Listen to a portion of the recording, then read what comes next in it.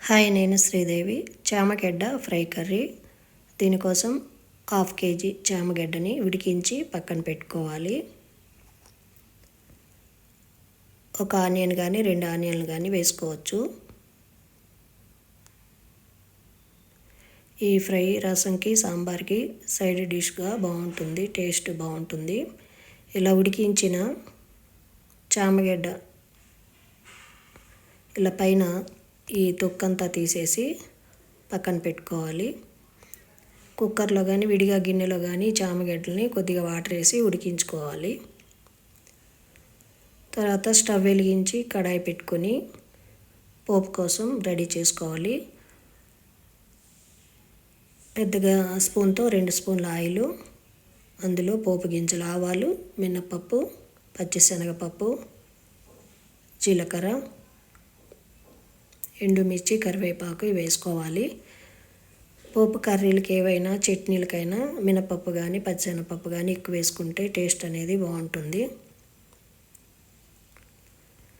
ఈ పోపు వేగిన తర్వాత అందులో కట్ చేసిన ఆనియన్, మీడియం సైజు ఆనియన్ ఒకటి కట్ చేసి అందులో వేసుకోవాలి. చామగడ్డలు 1/2 కేజీ ఉన్నాయి. ఈ ఆనియన్ కొంచెం ఫ్రై అయిన తర్వాత చామగడ్డలు వేసుకోవాలి. ఇందులో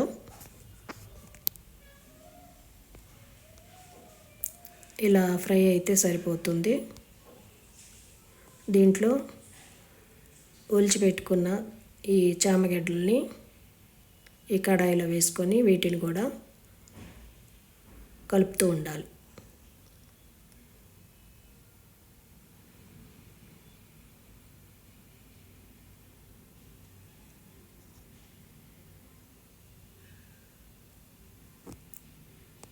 దీంట్లో రుచికి సరిపడినంత సాల్టు, ఒక 1/2 స్పూను పడుతుంది. కొద్దిగా పసుపు, పచ్చి ధనియాల పొడి చిన్న స్పూన్తో 1 స్పూను, కారం 1/2 స్పూను. ఇవన్నీ వేసుకున్న తర్వాత బాగా కలుపుకోవాలి. కారం ఎక్కువ తినేవాళ్ళు, సాల్ట్ కొంచెం ఎక్కువ తినేవాళ్ళు చూసి వేసుకుంటే సరిపోతుంది. ఈ పచ్చి ధనియాల పొడి, కారం, పసుపు, సాల్ట్ అన్నీ కలిసేలాగా ఒక 5-10 నిమిషాలు స్టవ్ మీద పెట్టి కలుపుతూ ఉండాలి. ఈ సాల్ట్, కారము ఈ చామగడ్డలకి పట్టి కొంచెం టేస్ట్ అనేది బాగుంటుంది. ఇది రైస్లో మనం కర్రీలాగా కలుపుకొని తినటానికి, రసం కానీ సాంబార్కి కానీ సైడ్ డిష్గా కానీ ఇది వేసుకోవటానికి బాగుంటుంది. చాలా ఈజీగా త్వరగా అయిపోతుంది ఈ కర్రీ. చామగడ్డ ఫ్రై కర్రీ రెడీ అయిపోయింది. ఇది ఒక బౌల్లోకి తీసుకొని సర్వ్ చేసుకుంటే సరిపోతుంది.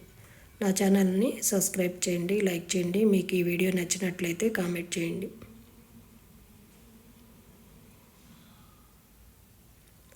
చామగడ్డ ఫ్రై కర్రీ రెడీ అయిపోయింది.